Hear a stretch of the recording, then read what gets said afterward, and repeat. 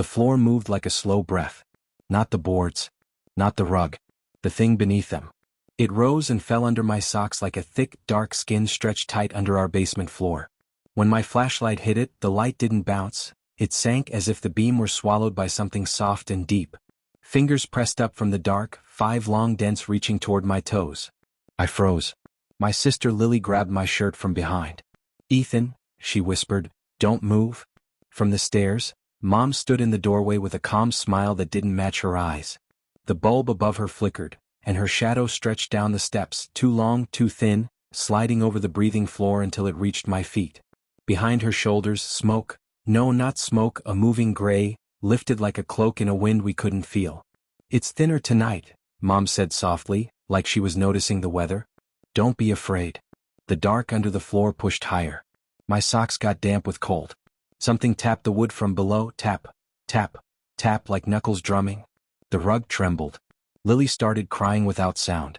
"Mom," I said, "what's under there?" Her smile didn't change. The gray behind her unfurled, slow and careful, and the air turned heavy and sweet, like wet leaves after rain. She took one step down. The floor under me bulged. A seam formed, narrow and black, right between my feet, like a cut opening in skin. "What's under the floor isn't the question," Mom said, eyes shining. "It's what's under everything." The seam split wider with a soft, tearing sigh. My right foot slipped. Cold rushed up around my ankle like water, but thicker. A hand, thin, weightless but strong, closed around me from below. The floor opened. 2 weeks earlier, everything in Oak Vale looked normal. It even sounded normal if you didn't learn how to listen. Clean sidewalks. Maple trees turning red. Dogs asleep on porches. A little Illinois town that smelled like coffee and wet grass in the morning. We moved into the blue house on Birch Lane because Mom said we needed a reset. Her exact words. A new start. After Dad left, we had practiced using words like reset, and fresh air, and local library. Words that could make a house feel safe the way a blanket does. On the first night, the house was too quiet. I lay in bed listening for city sounds we didn't have anymore. No sirens. No late buses. Just crickets and the soft hum of the fridge downstairs. Then, under that, I heard another sound. A hush. Not empty. A hush that felt like when grown-ups stopped talking just because you walked into the room. In the morning, Lily found water marks running along the baseboards in the hallway, even though it hadn't rained that night. The marks were shaped like long, thin fingers. "It's just the house settling," Mom said, patting the wall. "Old houses do that." At school, the nurse handed out allergy forms and the principal welcomed new families at lunch. Tyler, the kid who sat next to me in science, drew a map on his notebook with a chewed pencil. "Oak Vale's got storm tunnels," he said. "You can hear them if you stand on certain drains.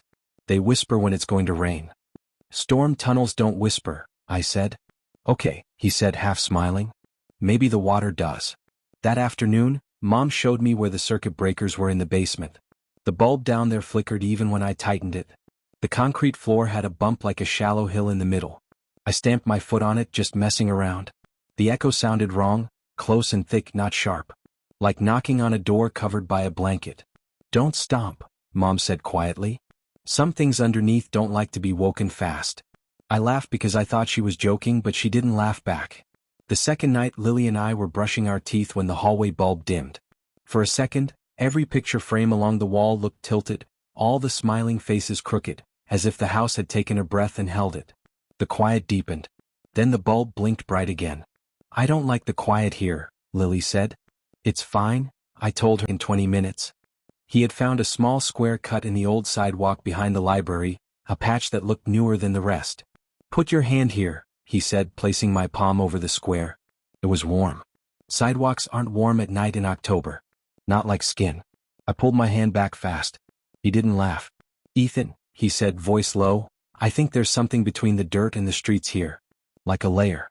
My grandpa used to say the town was built over a cloth. He said people who tug on it get tugged back." That's just, I started, but the word story wouldn't come out. We walked home slow and didn't talk.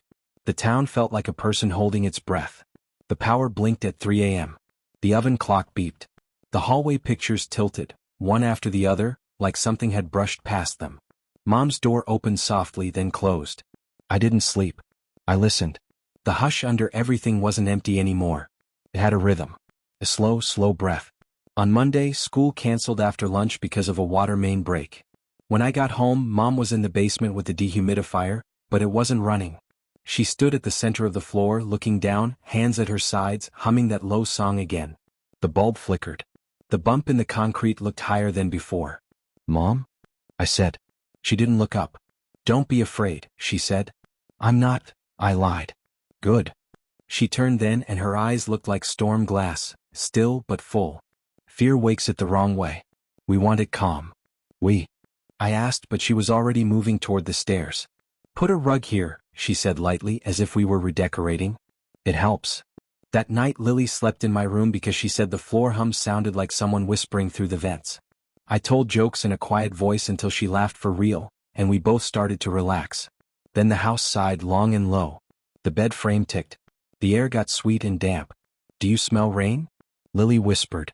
"It's not raining," I said, but my voice didn't sound like mine. It sounded careful. We heard Mom go down the basement steps. 1, 2, 3. The old wood creaked. The bulb buzzed. I stood, grabbed my flashlight, and told Lily to stay. She grabbed my sleeve anyway. We went together, slow as cats. The basement air tasted like the inside of a seashell. The bulb threw a pale circle that breathed, bright, dim, bright, like the house had a heartbeat. The rug Mom had laid was in the center of the floor, smooth as a lake with no wind. I stepped onto it. The light sank. Not a trick of my eyes. The beam from my flashlight didn't splash or bounce. It sank like I had shined it into black milk. The rug rose under my weight and then settled like something below had been pressed and let go. "Ethan," Lily said behind me, voice shaking. "Don't." I was going to step back. I was going to say something brave and simple. But the house took a slow breath and the floor answered. The rug bulged. 5 long dents pressed up, thumb, fingers reaching. I held my breath without meaning to. From the stairs, Mom's voice floated down. "Come, gentle. It's thinner tonight." Her shadow came first, sliding to the bottom step and stretching across the rug, longer than any light should make it. Then she came, hand on the rail, face soft, eyes bright like polished stone. Behind her, the gray lifted again, not smoke, not fog, something like cloth moving in deep water. "What is it?" I asked, and my voice was too small. "What's under the surface?" Mom said, and her smile didn't change. "What's always been under?" The seam formed between my feet, a hair-thin darkness that spread with a sound like paper tearing in slow motion. Cold air flowed up across my toes. Lily grabbed my shirt and whispered my name like a prayer. The seam widened. My right foot slipped. Something cold and patient took my ankle. The floor opened wider with a soft, wet sigh. And from beneath the rug something pulled. Cold wrapped my ankle. It didn't feel like a hand anymore. It felt like a mouth made of cloth, closing. I dropped the flashlight. It rolled and the beam slid over the rug like a coin sinking in dark water. Lily yanked my shirt with both hands. I fell backward, but the pull from below was steady, slow, like a tide that never stops. "Mom?" Lily cried. Mom didn't run. She didn't even look scared. She stepped down the last 2 stairs and stood on the edge of the rug, toes almost touching the seam. The gray behind her rose higher, thin and wide, like a curtain lifting. The bulb buzzed and went dim. Her voice came quiet and sure. "Breathe with it," she said. "Don't fight fast. Count." "What?" I choked. "Count with me." She held up a finger. "In 1, 2, 3. Out. 1, 2, 3. The grip on my ankle didn't loosen, but the panic in my chest did. Lily copied the counting out loud, small and shaky. We breathed together and the seam stopped growing. It didn't close, it just held. Mom crouched, reached toward my foot, and set her hand flat on the rug, not on me, not in the seam, but on the skin of the floor itself. She hummed the low tune again, the one with too many deep notes. The rug shivered. The cold on my ankle shifted, like it was turning its head to listen. Mom lowered her voice. "Let go," she whispered, not to me. "You're seen." The pressure eased. I dragged my leg up, heel scraping, and Lily pulled me until we were both on the hard part of the floor by the shelves. I touched my ankle. It was damp and numb, like I'd stepped into a lake in April. Mom stood. The gray behind her folded back down, slow, and the bulb brightened. She looked at me the way you look at someone who almost walked into traffic. "Come," said. "You knew," I said. "I hoped I'd be wrong," she said. "What is it?" Lily asked. Tears were on her cheeks, shining in the weak light. "Is it a monster?" Mom shook her head. "Not a monster." She glanced at the rug. "A layer." "A layer of what?" I asked. Under skin, she said softly. What's under towns? Under stories. Years ago, before I had you, my mom taught me the song for when it thins. She said every place has something beneath it. Most people never touch it. Oakvale is close. She swallowed. Your grandma sang it when the river rose. I thought I'd never need it. I wanted to say that doesn't make sense. I wanted to say you should have told us. But I could still feel the shape of that grip on my ankle, like a ring of cold that wouldn't warm, and the words sat like rocks in my mouth. We're leaving, I said. Tonight. Mom's face changed, not angry, not stubborn, but heavy. We can't, Ethan.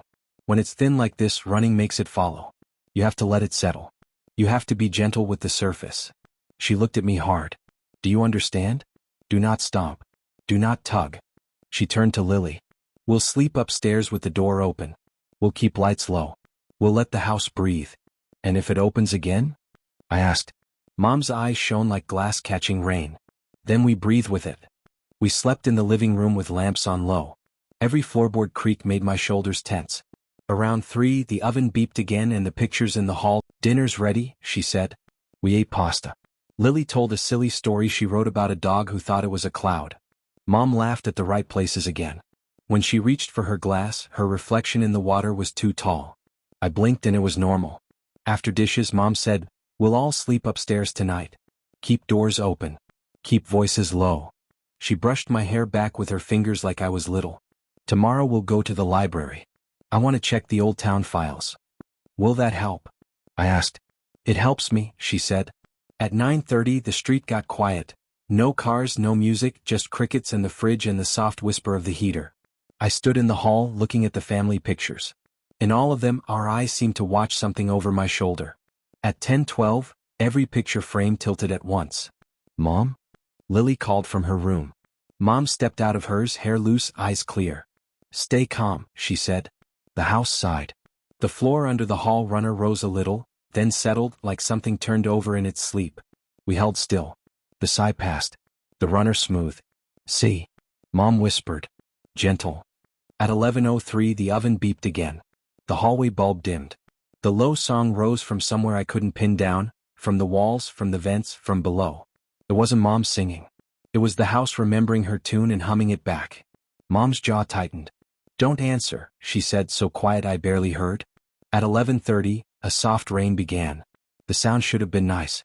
It wasn't. It was too even, like fingers drumming near and far. I lay in my bed and stared at the ceiling.